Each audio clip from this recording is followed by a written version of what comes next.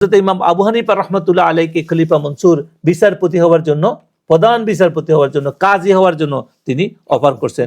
কিন্তু তিনি সরকারি প্রভাব মুক্ত থাকার, মানে রাষ্ট্রের প্রভাব থেকে, সরকারের চাপ থেকে বাঁচার চেষ্টা করতে তিনি সবসময়, কারণ সেখানে সরকার বাধ্য করবে তাকে এমন ফতুয়া দেওয়ার জন্য যেটা কোরআন হাদিসের আল্লাহ রাসূলের এগেইনস্টে চলে যাবে।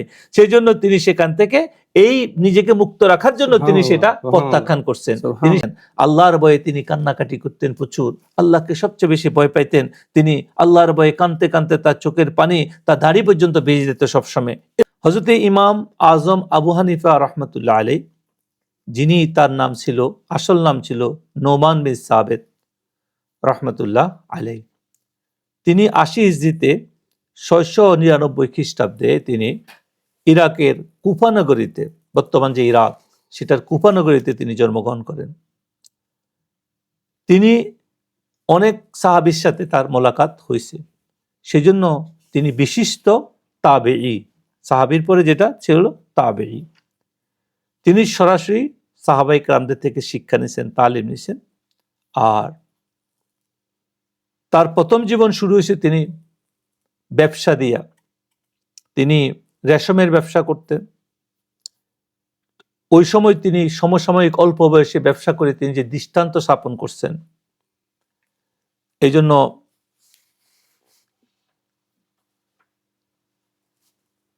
ইমাম সাহেব অনেক সততার উপর তার জীবনকে শুরু করছেন। তার জীবনে একটা ছোট্ট ওয়াকিয়া, যে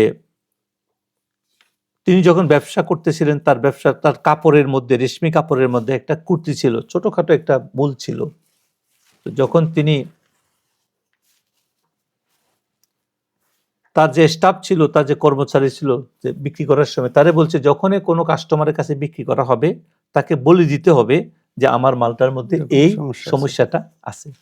ইমাম আজম আবু হানিফা রাহমাতুল্লাহ আলাইহির ওই কর্মচারী ভুলে গেছিলেন এক ব্যক্তিকে, যখন তিনি বিক্রি করছেন তিনি ভুলে গেছিলেন। আর যখন হযরত ইমাম সাহেব এই খবর জানতে পারছেন, তিনি সেই কাপড়ের পুরা টাকা তৎকালীন সময় রিওয়ায়াতের মধ্যে আছে 30,000 দিরহাম তিনি দান করে দিয়েছিলেন। এই জন্য যে কর্মচারী ভুলল কেন, কেমন সততা, কেমন শীত ছিলেন তার প্রথম জীবনে। তার অনেক মানজা আমরা আলোচনা করি, লম্বা আলোচনা হবে, সেই জন্য ওনার লম্বা জিন্দিগি। ইমাম আবু হানিফা রাহমাতুল্লাহ আলাইহি জ্ঞানের ভান্ডার ছিলেন। আমরা যেই তরিকা আমাদের ভারতবর্ষ, তুর্কি লইয়া সারা বিশ্বেই সবচেয়ে বড় মাযহাব সেটা হলো হানাফি মাযহাব বলা হয়। আর হানাফি ইমাম নোমান বিন সাবেত রাহমাতুল্লাহ আলাইহি ওনার একটা উপাধি দিছে উনি মাযহাবের জন্য। কিন্তু মাযহাবটা কি, তিনি যে মাযহাব প্রবর্তন করছেন, তিনি তার নিজস্ব কোনো ব্যক্তিগত চিন্তা ছিল না। অনেকেই মাযহাবকে মনে করে যে ব্যক্তিগত, উনি ব্যক্তি হিসেবে এটাকে একাত্রিত করছে হাদিস এবং কোরআনের, সাহাবায়ে কেরাম, তাবেঈন, বড় বড় মশহুর তাবেঈনদের থেকে একাত্রিত করি। তিনি সমস্ত হাদিসগুলো তৎকালীন সময় জ্ঞানের সাগর, বিশিষ্ট জ্ঞানী আলেম উলামা যারা ছিল তাদেরকে একত্রিত করে তিনি কমিটি করছেন। সেই কমিটির যে নেতৃত্ব দিয়েছেন তার নাম ছিল ইমাম আবু হানিফা রাহমাতুল্লাহ আলাইহি। তার বড় বড় শিষ্য ছিলেন ইমাম মুহাম্মদ থেকে লইয়া ওনার বড় বড় নাম করা, সবচেয়ে 4 জন ছিল বিখ্যাত। তো আমরা ওইদিকে যাব না, আমরা পরে ইনশাআল্লাহ আলোচনা করব।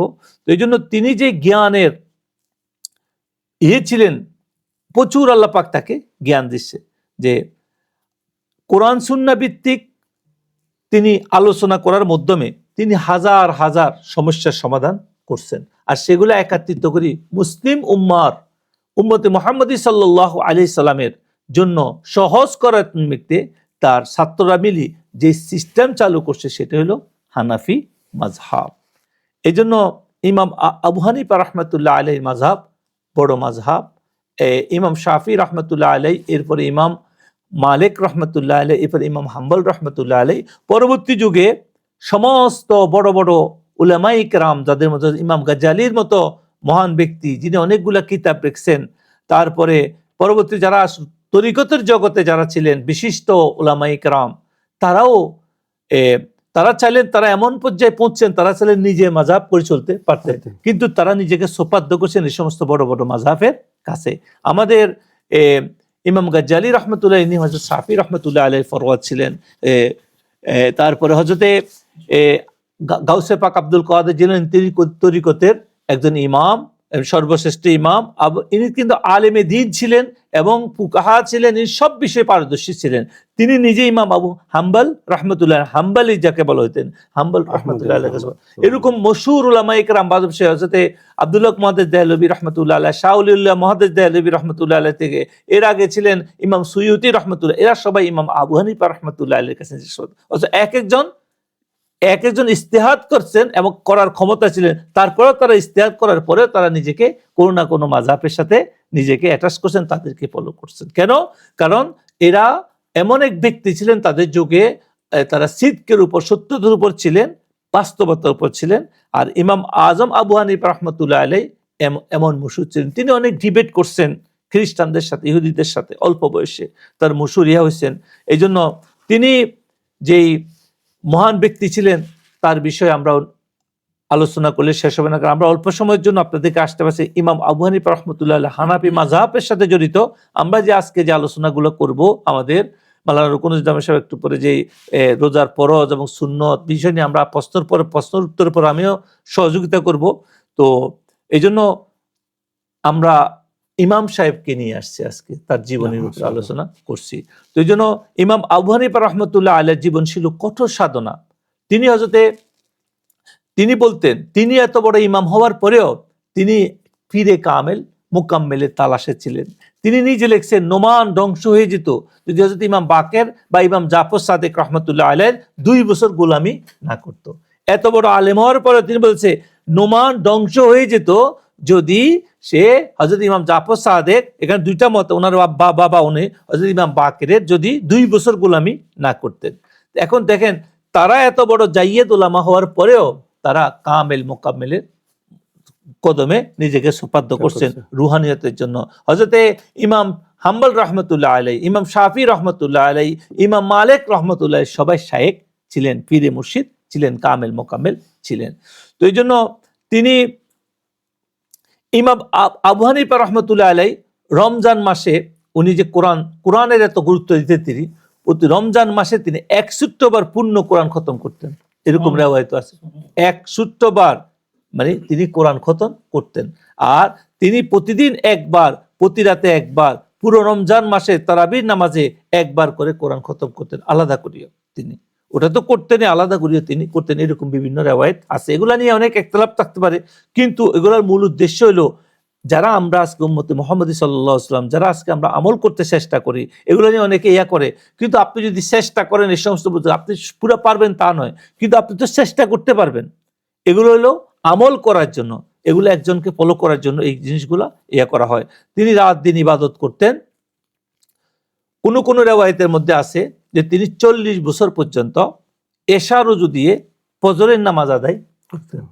এখন অনেকে প্রশ্ন করেন আজকাল, এগুলো নিয়ে অনেক ইয়া হয়, কিন্তু এগুলো অনেক গুরুত্বপূর্ণ। উলামায়ে কেরাম তাদের কিতাবের মধ্যে রেফারেন্স হিসেবে আনছেন। পরবর্তী যুগে মশহুর হওয়ার পরে তিনি সারা রাত ঘুমানোর পরিবর্তে কি করতেন? ইবাদত করতেন। তিনি নিজে খাওয়া কম করতেন। আজকে যারা তরিকতের পথে মুজাহিদা করে, রিয়াজত করে, সাধন করে, অনেক বাইরা বলে এটা কি সম্ভব, হুজুর রাখা সম্ভব? যে আপনিও একটু সাধন শুরু করেন, তাহলে আপনার পক্ষ সম্ভব হবে। আপনি আমাদের মহান এনায়েতপুরী রহমতুল্লাহ আলাইহি বলছে, কম খাও, কম ঘুমাও। আপনি যদি কম খান, পুরা দিনে ওই পরিমাণ খান, ওই খাওয়া অ্যাবাউট করেন, যে খাওয়া খাইলে আপনার ভিতরে গ্যাস হয়, আপনার জরুরত হয়, উজু নষ্ট হয়, সেই সমস্ত খাওয়াকে যদি আপনি বাসে যদি ইবাদত করেন, আপনি যদি খাওয়া দাওয়া করেন, কম খান, দিনে রোজা রাখেন, তাহলে আপনার পক্ষ সম্ভব সারা রাত ব্যাপী ইবাদত করা, কোনোভাবেই আপনার রোজা নষ্ট হবে না। এটা পরীক্ষিত, অনেকেই চেষ্টা করছে। এই জন্য তিনি রাতের বেলায় সারা রাত তেলাওয়াত করতেন, তার যে কিতাব, তার যে পড়াশোনা, সেটার উপর ব্যস্ত থাকতেন। আল্লাহর ভয়ে তিনি কান্নাকাটি করতেন প্রচুর, আল্লাহকে সবচেয়ে বেশি ভয় পাইতেন। তিনি আল্লাহর ভয়ে কাঁদতে কাঁদতে তার চোখের পানি তার দাড়ি পর্যন্ত ভেজে যেত সবসময়, এরকম অবস্থার মধ্যে ছিলেন। এই জন্য তার মধ্যে এমন মহান উদারতা ছিলেন, তিনি দান খয়রাত এই সমস্ত বিষয়ে তিনি অসংখ্য, তার সম্পদকে তিনি বিনা ইয়াতে মানুষের প্রয়োজনে তিনি বিলাই দিয়েছেন। এই জন্য রোজার মাসে তিনি সমস্ত রোজা, কেন পুরো বছর রোজার মাস আসলে তিনি অভাবী মানুষের জন্য অকুতরে তার কাছে যা ছিল তার থেকে দান করতেন। ইফতারের সময় নিজের দস্তরখান লম্বা করে বিছাইতেন। তিনি চেষ্টা করতেন অসংখ্য মানুষটার ইফতারে দস্তরখানের মধ্যে, দস্তরখান মানে যে আমরা যেটার জন্য বিষয়, অনেক মানুষ আজকে দস্তরখান কি বুঝে না। দস্তরখান হলো নিচে যেটা উপর আমরা বিষয় খানা খাই সেটাকে দস্তরখান বলে। সেই দস্তরখানের মধ্যে অনেক মানুষকে তিনি শরিক করতেন, যে খুঁজি খুঁজি মানুষ দাওয়াত করিয়া নিয়ে তিনি ইফতারিতে শরিক করতেন। রোজার জন্য তিনি জবান যেমন পানাহার থেকে তিনি তেমন সমস্ত রকমের, হযরতে ইমাম আবু হানিফা রাহমাতুল্লাহ আলাইহি বলছে যে সমস্ত আমরা যেরকম খানা থেকে মুখকে বিরত রাখি, এরকম গীবত করা থেকে, মিথ্যা কথা বলা থেকে বিরত থাকা খুবই জরুরি বিষয়। তিনি সবসময় হাদিসের এই বাণীটা মানুষের সামনে বলতেন। এরপরে তিনি তার যে লাস্ট জীবন, তিনি লাস্ট জীবনে রোজার উপর থাকতেন, অধিক সংখ্যক রোজা রাখতেন তিনি। তো খলিফা মনসুর তৎকালীন সময়, এই খলিফা মনসুর ছিল যে আব্বাস যে হারুনুর রশিদ যে ছিল বাগদাদের খলিফা, তার বাবা খলিফা মনসুর। সেরা সবাই অনেক ইয়েতে ছিলেন, তারা উলামায়ে কেরাম, হক উলামায়ে কেরাম, তারপর আহলে বাইতের উপর তারা তাদের ক্ষমতা যাওয়ার ভয়ে তারা ওদেরকে অনেকভাবে কষ্ট দিয়েছে, নির্যাতিত করছেন, তাদের উপর জুলুম করছেন। তো এরকম হযরত ইমাম আবু হানিফা রাহমাতুল্লাহ আলাইহিকে খলিফা মনসুর বিচারপতি হওয়ার জন্য, প্রধান বিচারপতি হওয়ার জন্য, কাজী হওয়ার জন্য তিনি অফার করছেন। কিন্তু তিনি সরকারি প্রভাব মুক্ত থাকার, মানে রাষ্ট্রের প্রভাব থেকে, সরকারের চাপ থেকে বাঁচার চেষ্টা করতে তিনি সবসময়, কারণ সেখানে সরকার বাধ্য করবে তাকে এমন ফতুয়া দেওয়ার জন্য যেটা কোরআন হাদিসের আল্লাহ রাসূলের এগেইনস্টে চলে যাবে। সেই জন্য তিনি সেখান থেকে এই নিজেকে মুক্ত রাখার জন্য তিনি সেটা প্রত্যাখ্যান করছেন, তিনি সেটা গ্রহণ করেন নাই। আর এর ফলে বাদশা তার উপর গরম হইয়া রাগ কইরা তাকে কারাগারে নিক্ষেপ করছেন। আর কারাগারে তিনি প্রচুর রোজা রাখতেন। 1085 যেতে তার 1085 যেতে তাকে বিষ খাওয়ানোর মাধ্যমে তাকে শহীদ করা হয়েছে, তাকে কারাগারের মধ্যে তার ইন্তেকাল হয়েছেন। এই জন্য তিনি যখন তার ইন্তেকাল হইতেছিলেন, তিনি রোজা রাখা অবস্থায় সেজদায় ছিলেন, তিনি সব সময় সেজদা অবস্থা ছিলেন। এই জন্য ইমাম আজম আবু হানিফা রাহমাতুল্লাহ আলাইহি এমন এক অনুপ্রেরণা, এমন এক শিক্ষা আমাদের কাছে। শুধু জ্ঞান অর্জন করলে হবে না, শুধু আমাদের বড় বড় নাম করা ব্যক্তি হইলে হবে না, আমাদেরকে সেই অনুযায়ী আমলও করতে হবে, তাকওয়া অর্জন করতে হবে। এই জন্য জীবনে আমাদের জন্য ধৈর্য, সততা এবং কঠোর ইবাদত করা, এটা আমাদের জন্য বিশাল অনুপ্রেরণা। ইমাম আবু হানিফা রাহমাতুল্লাহ, আমরা মুক্তাসারভাবে আলোচনা করছি। আমাদের ইমাম, ওনার বিষয়ে অনেক বিষয় আলোচনা করা যাবে, ওনার জীবনে অনেক কাহিনী অনেকভাবে এটা ওয়াহিদ করা আছে। আমরা শুধু আপনাদেরকে, যারা আমাদের দর্শক, যারা আমাদের মহব্বতকারী মুরিদিন মুহিবিন, তাদেরকে শুধু ইমাম আজম আবু হানিফার সংক্ষিপ্ত বিষয় আপনাদের সামনে তুলে ধরলাম। আপনারা সবাই ওনার জীবন সম্পর্কে আরো বিস্তারিত জানার চেষ্টা করবেন, আমরা আপনাদেরকে পরবর্তীতে জানাবো ইনশাল্লাহ। আজকাল কিতাব পাওয়া যায় ওনার জীবনের উপরে, মশহুর যারা লেখছে কিতাব, আপনারা ওই সমস্ত লোকদেরকে যারা মাযহাবের এগনিস্টে চলে গেছে, আল্লাহ তাদেরকে হেদায়েত দান করুক। কিন্তু তারা না বুঝি তাদের কিছু যুক্তি অযৌক্তিক বিভিন্ন কার্যক্রমের কারণে আজকে ইয়াং জেনারেশন বিশেষ করে ইমামদের বিষয়ে অনেক বিতর্কিত প্রশ্ন করে, অনেক বিতর্কিত বাজে মন্তব্য করে। আমরা মনে করি এই সমস্ত ভাইয়েরা জ্ঞানের অভাবের কারণে, মানে অন্ধকারে থাকার কারণে তাদেরকে আল্লাহ পাক হেফাজত করুক। তারা এই সমস্ত বুজুর্গদের জীবনে জানা উচিত, কারণ এদেরকে সম্মান করা উচিত। ওদের ওলামায়ে কেরামের সময় অনেক বিষয় ক্লাব তাদের মধ্যে থাকতে পারে, ইমামদের মধ্যে থাকতে পারে, সেগুলা শরীয়ত নিয়ে ইজতিহাদ করছেন, কিন্তু তারা ব্যক্তিগতভাবে কাউকে কখনো আক্রমণ করে নাই। কিন্তু আজকে আমরা সমাজে আমরা একটা পক্ষকে অবলম্বন করতে যাইয়া এই সমস্ত উলামায়ে কেরামদেরকে আমরা বাজে মন্তব্য করি, বিভিন্ন কথা বলি, তাদেরকে মানে যারা তাদেরকে নিয়ে বাজে মন্তব্য করি। আল্লাহ পাক তাদেরকে হেদায়েত দান করুক, এদেরকে বুঝ দান করুক, আমাদেরকে তৌফিক দান করুক। আমিন।